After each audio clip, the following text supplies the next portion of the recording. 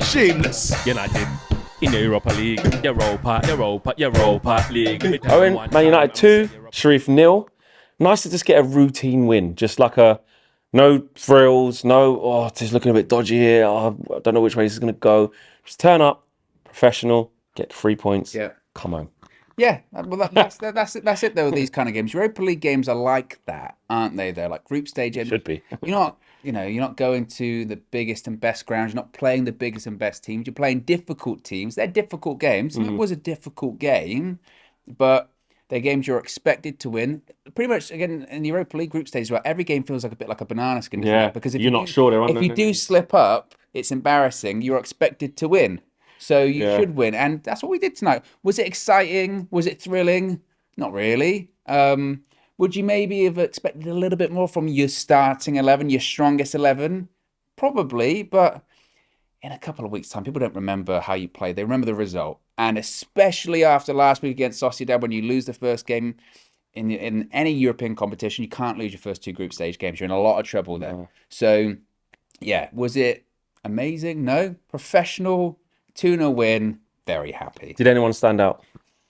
A couple of players stood out. I mean, we could talk about Christian Eriksen for hours, couldn't we? He is just a class above. You know what is wild of him, actually, is that we knew he was good from when his time at Spurs. We knew he was good from, he struggled to adapt a little bit, got there in the end, won Serie A with Inter Milan. Obviously had what happened to him last year and then plays at Brentford really well, but I don't know if I've ever seen him play this well. I honestly, is that like because I don't know if we don't watch him all the time. This is just Christian Eriksen does all the simple things, always has done, always gone his left foot, always gone his right foot, always knows his surroundings, always wait to pass nice, always good delivery. It's just this is his career, isn't it? Yeah, and maybe it's because our reference point is very kind of jaded when it comes to that. So when there is a player that can just pass it with either feet or just split people open, it is so refreshing to watch. And again, he was excellent tonight. Other players, look, Varane Martinez and Rafael Varane, no one's close to them. No one is close to them. That's it there. Martinez and Varane, no one close. No one's close to them in terms of our centre-back options. Maguire came on, but They are just levels above. I've just seen before we started doing this, Ten Hag saying that Martinez and Varane keep things composed, and he said that Varane's the leader at the back. Amina was talking about that, saying he's like the unsung hero. He's like the one who kind of you let Martinez go and be that pit bull, going in on people, go and do this, go and do that, and Varane just goes, I'll just marshal everything here. I'll make sure it's all right. He oversees everything. It's not only do their playing styles complement each other, but their personality styles do as well. You've got the Butcher, who's aggressive, and we'll go the Butcher, and we'll go through people. It sounds like a Robot Wars name. Presenting the Butcher, the Butcher. But you've got someone like that who is aggressive. Will go through players. Will step out of the defense, and you've got someone like Varane who'll be like, actually, you know what? I'll take a step back. And they're the perfect pairing. Yeah, I think they are, and I think that kind of, I don't know, the contrast works really well there, and you feel reassured. At any point in the game do you think, oh, Sharif are going to score here? No. I don't think they made tremendous chances, but I always feel comfortable with them, and that is such a big compliment to give them for Manchester United, because how often have we watched games go, I don't feel comfortable with that back four? And actually, it's actually even not just those two. It's actually across the back four. 100%. Like with the back four, when you add in Malassa and that, for the first time in ages, we just, of course we can concede a goal. Of course we can lose. But just rule of thumb, you just know there's probably a level that they won't go below. Yeah, you know what I mean? Exactly. And when it comes to Malassa as well, I mean, he plays central midfield.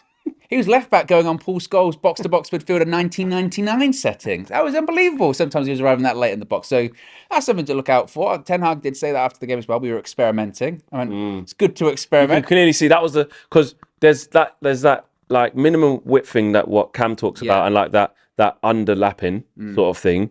But this was different. He was doing a Zinchenko. Yeah, he was doing what Arsenal done to us, like where you literally the left back is going centre mid. This isn't tucking inside. No.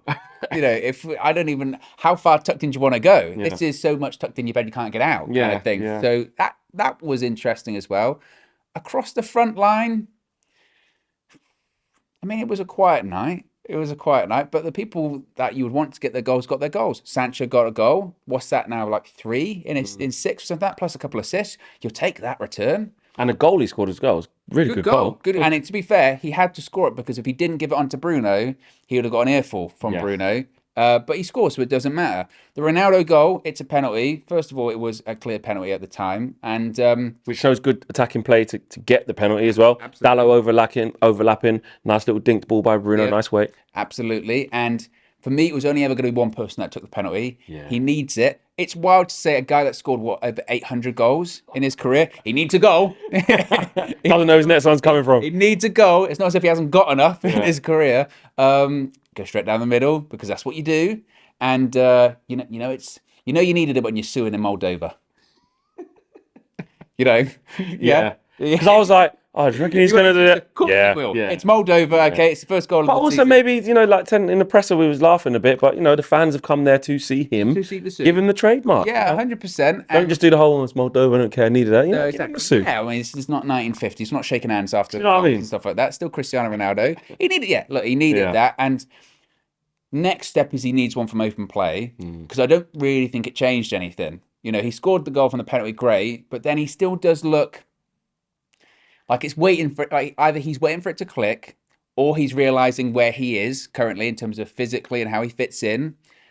I really want to see him stop coming so deep. He was doing it a lot in the first half. He'll come in like the centre circle. You're not effective in the centre circle. A couple of chances he did have is when he was on the shoulder of the last defender. You can still make a 5-yard, 10-yard dash, exactly. change of direction to outsmart a defender. And he's still physical and he's still got agility, so he can still beat them. And he's still, if the ball's the right ball, he can still do that. Or he can get in the box. If we get crosses into the box, it's the right delivery. He can still rise above everyone else. So he can still do that. But he just will not be effective coming in that deep. And then suddenly your target person's become Jadon Sancho or Anthony because the wingers have to tuck in. So there's still a way for him to go, I think, in that sense. But look, he got the goal. Ten Hag said after the game as well that he's getting there in terms of fitness. He didn't have a pre-season. So hopefully, one would think now he's going to go on the international duties, a bit of extra fitness. And hopefully he scores goals for Portugal, right? Wakes him up a little bit there as well. But with that on Ronaldo, is it weird that, okay, he said he needed that goal and stuff, but it's like, if Rashford and Martial are fit for the Manchester derby, he's just back on the bench. He's not like, he knows he just can't get a run. And as long as this first team, I know he got in it out of default today because Rashford was injured. Yeah. As long as this team keeps playing well and winning, and even if it might lose 1 or 2, I just think Ten Hag's made his mind up that Ronaldo, like Melissa Reddy was talking about it on the thing, like he just needs to accept that's his role now. Yeah. It's a squad role. It's rotation. It's coming on late in games. It's taking young players under your wing. And when you can come on and you can try and make an impact, might start the odd Europa League, might start FA Cup maybe, might start at home to Aston Villa in the Carabao Cup. But game in, game out, especially in the high pressure games, it's like, it doesn't seem like it anyway so far that he's going to be the guy. So do you think that's affecting him knowing that every time he steps onto the pitch, it's like, I need a goal now. Don't even know if I'm going to start next game. Yeah, but then would that have been any different from any point in his career? He'd always step onto the pitch being like, I've got to score goals. I need to score goals. You're right. Harder to get into a groove, though. He's not gonna have that consistency of playing games because, make no mistake, like, unless Rashford and Martial don't recover, he's not playing against Man City. Well, he's not starting, certainly. I'd be really surprised. Away at the Etihad, no. You need mobility, you need speed, especially we're playing counter-attacking football against them. So the hope would be that Rashford or Martial is available, or both. And if that is the case, Ronaldo, it'll be rotation Ronaldo, cameo Ronaldo once again, won't it? Like it has been against Arsenal and against all the other sides. He'll come on later on, and he does offer something. But he offers something, absolutely 100%. And I do believe he's still committed to the cause. But nights like tonight are going to be his night. The issue is actually how far we go in the competition. Is that going to stay the same? Once the games get really important. The Europa League semi-final and that, or Europa League final. Ronaldo's, need mobility, mate. Won the Champions League 5 times, 4 times. How long has he won it? 5. He's won it 5 times. 5 times. Yeah, one with Arsenal and 4 Real Madrid. But when there's an important game at the moment, the Premier League game, does he start? No. So if the games get important in the Europa League, will he start?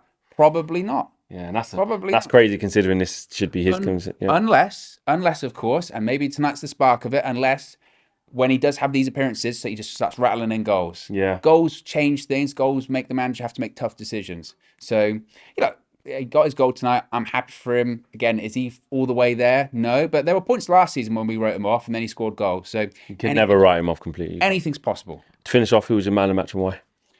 It's a tough one. You asked the hard questions, Fleck. I've got to give it to Eriksen. You got to. I know KG's got a pair of Carrick boots that he likes, so that's fine.